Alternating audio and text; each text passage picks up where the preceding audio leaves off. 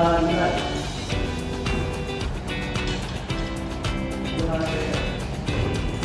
amin ya rabbal alamin. Semoga doa kita dijabah oleh Allah Subhanahu wa taala dan semoga pembelajaran kita dapat berjalan lancar sampai selesai.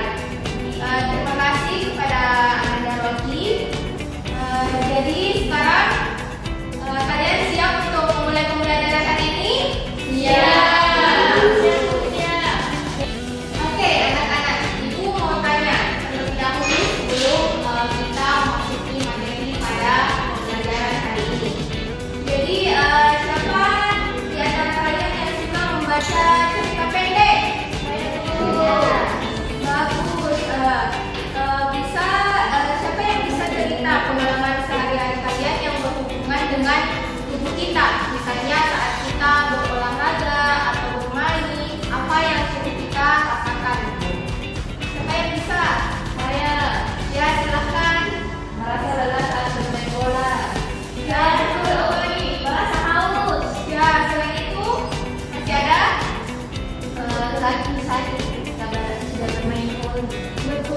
Betul sekali. Jadi semua itu adalah contoh dari kegiatan sehari-hari kita yang berhubungan dengan fungsi tubuh kita. Di situ bisa kita rasakan fungsi dari bagian-bagian tubuh kita. Jadi hari ini kita akan belajar dua hal penting, yaitu yang pertama dari pelajaran bahasa Indonesia kita akan membaca dan memahami cerita pendek serta mengidentifikasi unsur-unsurnya seperti tokoh, alur, dan juga latar ceritanya.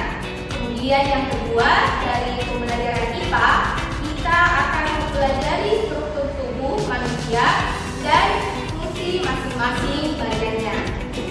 Oke anak-anak, sekarang Ibu akan membacakan cerita pendek tentang Budi yang suka bermain sepak bola. Dan didengarkan baik-baik ya. Ibu akan berikan pertanyaan. Oke, simak ya. Budi dan sepak bola. Budi adalah seorang anak yang sangat suka bermain sepak bola. Setiap sore setelah selesai mengerjakan tugas sekolah, Budi selalu pergi ke lapangan dekat rumahnya. Di sana dia bertemu dengan teman-temannya untuk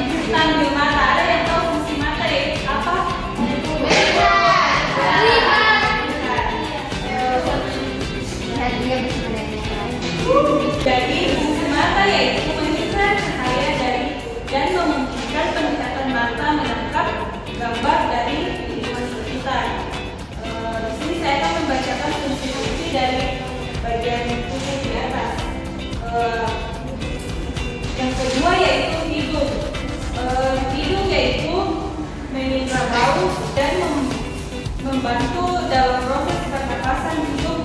Hidung juga berfungsi menyaring, melembabkan dan menghangatkan udara yang masuk sebelum mencapai paru-paru.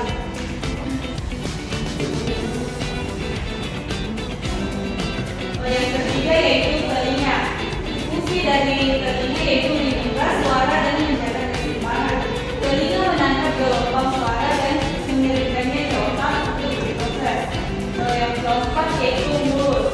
Mulut berperan dalam proses pencernaan makanan, berbicara dan bernafas. Mulut mengejar makanan secara dengan bantuan gigi dan secara kimiawi dengan ekspor enzim sebelum memakan makanan ditelan. Yang kelima yaitu fungsi lidah yaitu mengikat rasa atau manis, asin, asam, pahit dan membantu dalam proses mengunyah dan menelan makanan. Keenam yaitu tangan.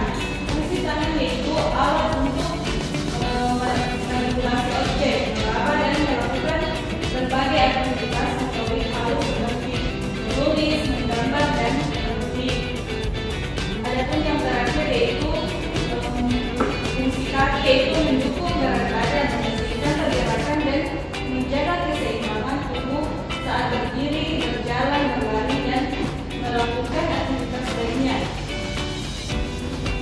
Nah, di sini setiap bagian tubuh ini memiliki peran penting dalam kehidupan sehari-hari, memungkinkan kita untuk berinteraksi dengan lingkungan, berkomunikasi, bergerak dan memenuhi kebutuhan dasar seperti makan dan bernafas. Nah, dari cerita tadi, apa yang terjadi pada Budi? Yang tubuh mana yang terluka? Kakinya. Dari materi tadi, siapa yang bisa menjelaskan fungsi kaki? Untuk bergeraknya, gerak. Pakai kaki baru. Sebagai dari saya berikan kepada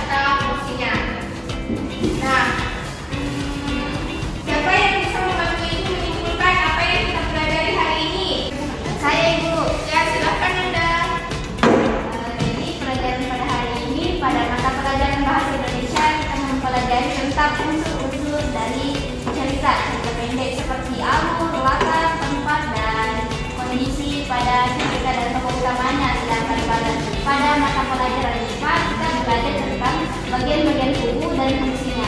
Itu, terima kasih. Baik, bagus sekali. Bagus sekali ya. Sekarang apakah ada yang ingin ditanya tentang cerita pendek ataupun bagian-bagian tubuh dan fungsinya yang telah kita pelajari? Ya, jika tidak ada, Ibu akan memberikan kalian tugas rumah ya. Jadi tugasnya bacalah cerita pendek